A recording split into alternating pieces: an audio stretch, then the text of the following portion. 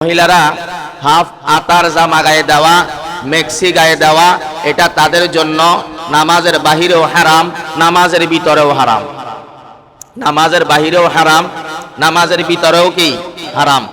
যেই পুরুষ লোক, যেই মহিলা লোক নিজে পর্দা করে না, সে যত নামাজি হোক।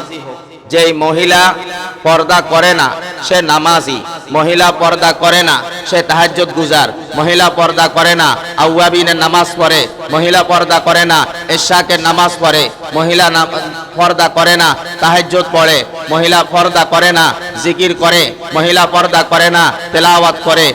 মনে রাখবেন, যেই লোক পর্দা করে না ওই লোকের আত্মশুদ্ধি হয় না। ওই লোকের কি হয় না? আত্মশুদ্ধি হয় না। আত্মশুদ্ধি মানে কলবের চিকিৎসা। আত্মশুদ্ধি মানে কি? কলবের চিকিৎসা। পর্দা করা মানে চোখের হেফাজত করা, চোখের হেফাজত করা মানে কলবের হেফাজত করা, কলবের হেফাজত করা মানে লজ্জাস্থানের হেফাজত করা। সুতরাং যার চোখের হেফাজত নাই তার কলবের হেফাজত নাই, যার কলবের হেফাজত নাই তার লজ্জাস্থানের হেফাজত নাই, যার লজ্জাস্থানের হেফাজত নাই তার ঈমানের হেফাজত নাই, যার ঈমানের হেফাজত নাই সে যদি তাহাজ্জুদ গুজার হয়, সে যদি আউয়াবিন ইরশাদ পড়ে, সে যদি প্রতিদিন তিলাওয়াত করে, সে যদি প্রতিদিন জিকির করে, তার এই ইবাদতের কোনো মূল্য হবে না। ইবাদতের কোনো কি হবে না? মূল্য হবে না। এই সব ইবাদতের মূল্য হবে তখন যখন তার দ্বারাই পর্দার বিধান মানা হবে। এই জন্য আল্লাহ পাক রব্বুল আলামিন পর্দাকে ফরজ করেছেন। নামাজ যেমন ফরজ, পর্দা তেমন ফরজ। নামাজ ফরজ হিসাবে তার ওজন যদ্দূর, পর্দা ফরজ হিসাবে তার ওজন তদ্দূর। পর্দার ওজন যদ্দূর, নামাজের ওজন তদ্দূর। নামাজ যে আল্লাহ ফরজ করেছেন, রোজা সে আল্লাহ ফরজ করেছেন, পর্দা সে আল্লাহ ফরজ করেছেন। নামাজ ফরজ হওয়ার জন্য ওয়াক্ত লাগে, ওয়াক্ত না হইলে নামাজ ফরজ হয় না। রোজা ফরজ হওয়ার জন্য রোজার মাস লাগে, রোজার মাস না হইলে রোজা ফরজ হয় না। কিন্তু পর্দার জন্য কোনো ওয়াক্তের প্রয়োজন হয় না। 24টা ঘন্টা মহিলা এবং পুরুষরা পর্দা করে চলবে। 24টা ঘন্টা মহিলা এবং পুরুষরা কি করে চলবে? পর্দা করে চলবে। তো যার পর্দা নাই, যে পর্দা করে না, তার ঈমানের হেফাজত হয় না।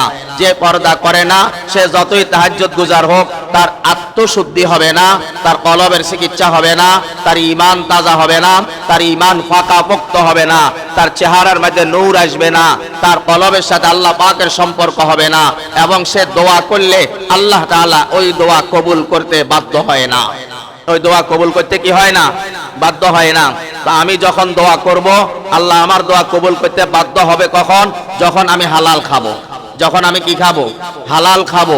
এরপর আমি পর্দা করব। আমি বেপর্দা চলি, বেপর্দায় চলার কারণে আল্লাহ আমার উপরে সন্তুষ্ট না। আমি যতই দোয়া করি কোনো লাভ হবে না। আমি যতই দোয়া করি কোনো কি হবে না? লাভ হবে না। আপনি আমি অপরাধ সাব্যস্ত হয়ে গেলাম, আমাকে আদালত রায় দিয়া দিছে 10 বছর সাজা, আদালত রায় দিয়া দিছে যাবজ্জীবন সাজা। সুতরাং আদালত বিবেক বিবেচনা করি, অপরাধ বিবেচনা করি আমাকে সাজা দিছে। এটা হলো আমার দুনিয়ার অপরাধ, আর এটা হলো আমার দুনিয়ার শাস্তি। আর দুনিয়ার অপরাধের জন্য দুনিয়ার শাস্তি হইল আজীবন আপনি কি করবেন? জেল খেটে যাইতে হবে। তো দুনিয়ার অপরাধের জন্য সাজা যদি এত ভয়ঙ্কর হতে পারে, তাহলে আল্লাহর সাথে অন্যায় অপরাধ করলে সাজাটা কেমন হবে? আল্লাহ পাক রব্বুল আলামিন শুধু পর্দা ফরজ করছেন, বিষয়টা এরকম না। আল্লাহ পাক রব্বুল আলামিন বলছেন, একজন ভাই আরেকজন ভাইয়ের ঘরে যাইতে হইলে অনুমতি ছাড়া তার ঘরে যাওয়ার কোনো অনুমতি ইসলাম তাকে দেয় নাই। আপনারা দুই ভাই, এক ভাইয়ের ঘর এইটা, আরেক ভাইয়ের ঘর এইটা, এক ভাই আরেক ভাইয়ের ঘরে যাবেন। আপনি ভাবতেছেন এটা আমার আপন ভাইয়ের ঘর, আবার অনুমতি কিসের? আপনার ভাইয়ে না আপনার আপন? ভাইয়ের বউ কি আপনার আপন? ওই আপনার জন্য বেগানা মহিলা না? ও আপনার জন্য গায়রে মুহরম না? তাহলে আপন ভাইয়ের বউয়ের সাথে কি দেখা দেওয়া জায়েজ আছে? জায়েজ নাই। এই জন্য আল্লাহ আইন করছেন, ইয়া আইয়ুহাল্লাযীনা আমানু, হে ঈমানদারেরা, লা তাদখুলু বুয়ুতান গায়রা বুয়ুতিকুম, তোমরা প্রবেশ করিও না তোমাদের ঘর ব্যতীত অন্য কাহারো ঘরে। আল্লাহ ডাইরেক্ট নিষেধ করছেন, লা তাদখুলু বুয়ুতান গায়রা বুয়ুতিকুম, তোমরা প্রবেশ করিও না তোমাদের ঘর ব্যতীত অন্য কাহারো ঘরে। ওয়া তুসাল্লিমু আলা আহলিহা, ঘরের সামনে দাঁড়ায়া দাঁড়ায়া তুমি সালাম করো ঘরের আহাল যারা তাদেরকে।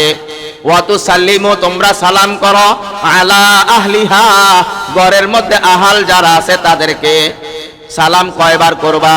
তাফসীরের মধ্যে লেখছে একবার সালাম দিলেন, সালাম দিয়া ভাইয়ের নাম দইরা যদি ছোট হয় ডাক দিলেন, বড় হইলে ভাইজান ঘরে আসেননি এইভাবে বইলা ডাক দিলেন।